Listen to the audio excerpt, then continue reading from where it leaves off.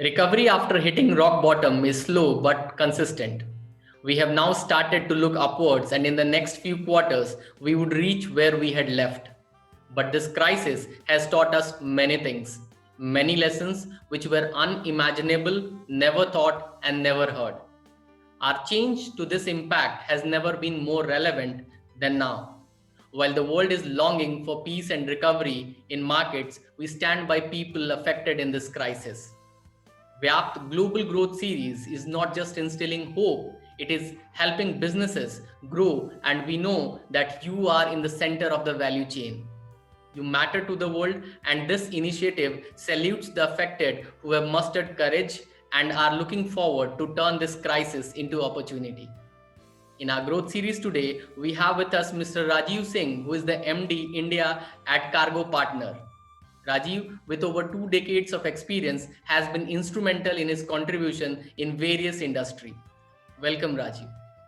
Thank you, Pankaj, and thanks a lot to you and Vyapt for inviting me on today's forum. I'm glad that I'm a part of this forum today.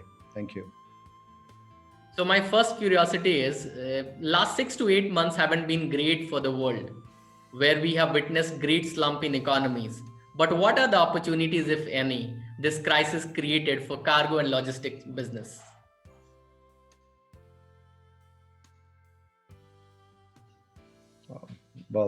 Opportunities galore, Pankaj. Multiple opportunities in multiple areas, especially in the cargo and logistics business. You know, Q1 2020, COVID-19 literally it flipped the growth switch in every area of the economy. And believe me, the global supply chain was no exception to that. The impact was so huge on the global trade that everything came to a standstill. Just investments came to a standstill because of all the stringent containment measures what the governments put. It it declined the economic activity, trade activities to a record low. Now, let me give you two perspectives when you speak about, what are the opportunities created because of this crisis. So let's look at the business to business segment first. In the business to business segment first, um, when the pandemic hit, it almost came to a standstill. The impacts were so profound as supply chains were seriously disrupted. Um, and because of the new regulations and policies introduced at that point of time. So I believe the opportunity created is now a lot of economies start to look at newer areas for manufacturing. They did not want to go and believe that China is the only place for manufacturing. I guess that was one big opportunity for many developing economies, and India is no exception to that. I think now it's the time for India to tap into the big opportunity. There are a lot of companies who are willing and talking about relocating the supply chains from China, and they want to make sure that they're able to lower down the dependence on China as a manufacturing base. The business to consumer market, or what we say B2C market, right? That market has literally exploded during the lockdown. You take, for example, myself, I was not going and shopping online. I was an infrequent visitor for online shopping. But when the pandemic came in, I mean, the only way I could keep myself fully stocked up, be able to even shop a little bit when things started to become a little better, to ensure that we were safe and we were secure. The internet, the online purchases was huge during this time, and I think e-commerce was the single largest growth contributor. Mhm. Not just did the volumes grow, even the profile of the shipments, goods being shipped changed. And what I Mhm. mean by that is, there were earlier people not willing to go and purchase stuff in large quantities on Mhm. shopping. But that dynamic has completely changed. You talk about grocery, you talk about any major stuff which I want in my house as a user, I'm talking about. I Mhm. don't mind going and shopping online nowadays. I feel that comfort, and I think pandemic created that opportunity. So I think these are two big shifts, what we should consider as two large opportunities created because of this pandemic in cargo and logistics business, Pankaj. So great opportunities for cargo and logistics business because of this crisis and pandemic. So my second curiosity comes from the first curiosity itself. When you're seeing a lot of opportunities in the industry, so how do you see the growth prospects of the industry in the next 2 quarters in South Asia region? And what are the transformations required to leverage the changing landscape?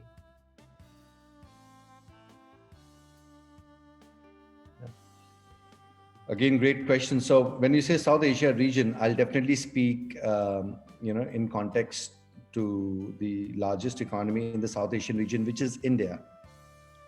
There are, before I speak about, what are the changes and transformations required, let me focus on what are the prospects in this industry, right? Let me give you some numbers which will help you to put things in perspective.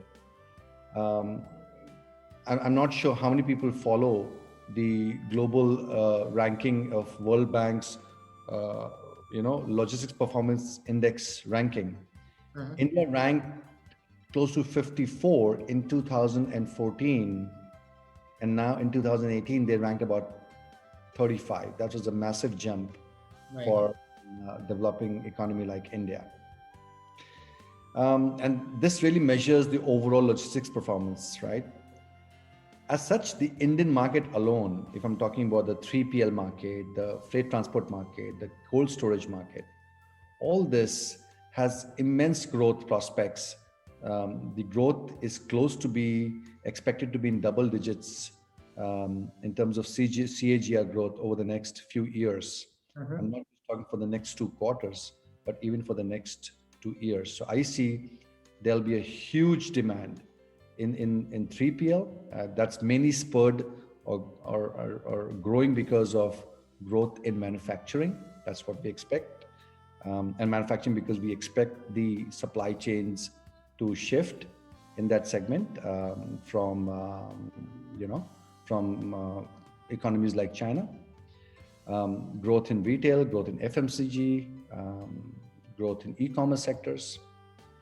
The freight transport market I told you about, and that's again, whether it's rail freight, the air freight, the domestic freight, the ocean freight, that market is also expected to grow as far as the Indian freight transport is concerned. And cold storage, mainly, again, huge growth expected, and probably the fastest growing segment is mainly because the food and beverage industry is expected to grow very fast. And also the second is because of the demand in pharma and healthcare.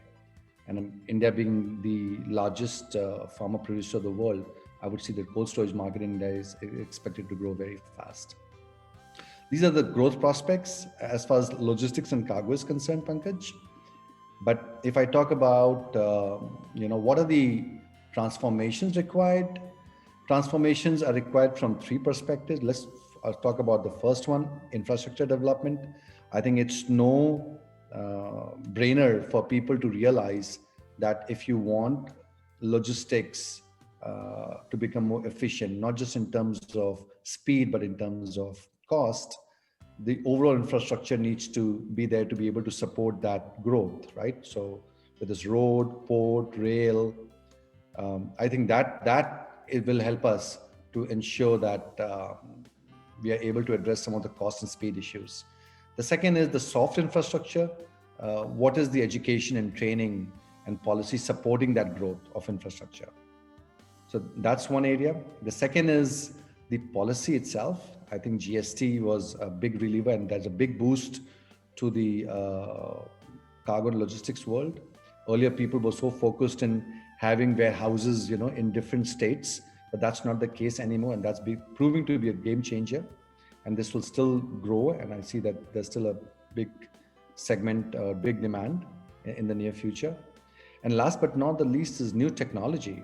So there has been so much, I would say, innovation in technology of late, whether you talk about AI or IoT or machine learning.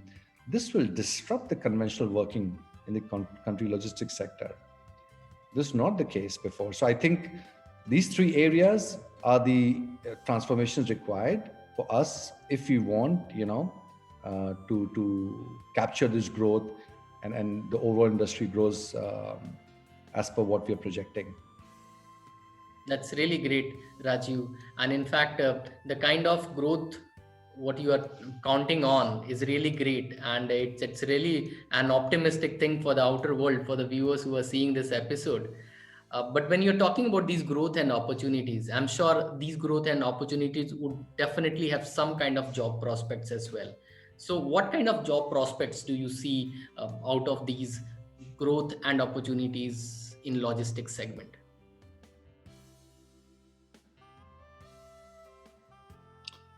Again, because of the massive growth which most of the logistics company would have come across soon after the pandemic, soon after the lockdown, let me say that there was a huge demand.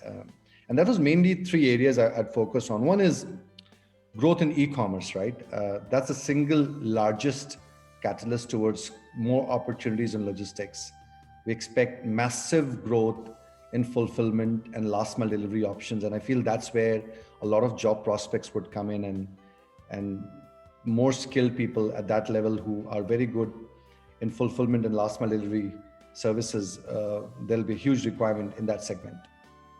The second part is the traditional forwarding part, whether it's the domestic freight, international freight. That that segment, because of the growth in our overall business, I see a consistent demand of jobs in sales, in customer services, in operations. That's the traditional side, right? But there's also a heavy requirement in the mid-management category with most of the traditional freight forwarding companies. And that's simply because of the generic nature of how business has grown in these economies. And the third factor is quality. I think this has become the new normal. It's not now, it's been there for many, many years, and there has only been better and larger innovation in this segment, right? I feel this will play a big role. So whether it's jobs in project management or jobs which is people skilled in Lean or Six Sigma, that'll become the new requirement as far as our industry is concerned. Just to give you some perspective on the kind of jobs this segment would add, it was estimated back in 2019, and I still stand by that number. Logistics sector in India will create close to about 1.5 lakh new jobs. I feel in this financial year, and that's mainly because of the growth in online sales. What we are expecting, and I feel that's just to give you an idea about the kind of prospects this segment creates for many people in the industry. So very optimistic views about the kind of job prospects we have here in South Asia region, and with the growth of e-commerce, definitely any commodity grows, then definitely we have logistics segment growing. We will see it across the world and primarily in the South Asia region. We come now to the fourth curiosity, and this fourth curiosity is very much personal to a leader. How do we ensure that our desire to grow remains untouched even in the toughest circumstances?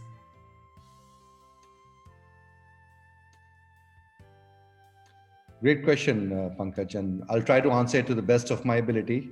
As you said, this is very personal to the leader. So I guess most of the leaders, whether it's an industry or any industry, they I'm sure have a fantastic growth story to that. So let me tell you mine. There is no success without hard work, passion. Nobody is born as a leader. Everybody has to work their way up like any other leader in the industry. And for me, I think it was probably a similar scenario. I started my career in logistics segment, in a freight forwarding segment, where I would rather say that people would not be so keen to join that segment. That was not such a mature industry at that point of time, and that was, I'm talking about, in 1999. I feel that time the demand or the know-how was very low. Now that has changed, and how it has changed for me simply because when I started my career, I mean, I had to face challenges galore, whether it's challenges related to learning, to working hard and not getting results for many months and days and years, um, whether it was, you know, having to face rejection in front of customers, failures internally. Nothing was easy. And I guess what we should remember, what we need to stick on is some value system of what we're trying to go after. And my value systems were pretty much built around three main pillars. For the first main pillar for me was definitely look at hard work. And I think for that, you have to be very passionate about learning, passionate about, you know, getting out there, rolling up your sleeves and doing it yourself. So I think no matter how skilled you are, you definitely need to put in that effort. The second one is definitely for me is be open to learning. Knowledge is you never will learn or know enough in this segment. There is always a lot which needs to be learned, and simply because our environment is evolving, needs are evolving, and if you are not in that race, you will be left behind. So be open to learning, um, in terms of learning, in terms of training, learning in terms of even studying. So always focus on that second pillar. And the third pillar for me is integrity. And I feel that's a very important personal pillar for me, because I stuck by certain values and I practice that values even till today, which has helped me to transform myself and grow from a sales executive to a managing director in this industry. And all this came at the expense of a lot of challenges, not just professional but even personal. So my life, I would say that again, not born with a silver spoon in my mouth. I feel there's a lot which people can learn from this. And if I believe that if you follow these three very strong principles in life, success will come. So, Rajiv, you talked about integrity, you talked about hard work, and you talked about that there is always a zigzag curve. There's no linear line towards success, and one doesn't grow exponentially. There are only few people in the world who might have grown exponentially, but I don't think we'll be able to name any one of them, because whatever we see various leaders across the globe, they definitely have struggles in their life, and so are you. I'm sure our viewers would definitely learn a lot of things from the perspectives which you gave them, that nothing substitutes hard work. Absolutely. Nothing substitute hard works, and be open to learning. Again, I say there's a time when if I have not have learned new technology, the new business models, what is coming in, I would not grow. We have to continuously upskills ourselves to be able to stay in this race. And that's the second pillar which I was talking about. So yes. That's great, Rajiv. It was really wonderful speaking with you. Thank you for the mind and heart talks, Rajiv. And Thank you so much, Pankaj, and thank you so much to VYAPT for giving me the opportunity. I'm glad that I'm connected to VYAPT, and I wish you guys all the best to many more such discussions you create with exciting leaders in future. Thank you. thank you so much.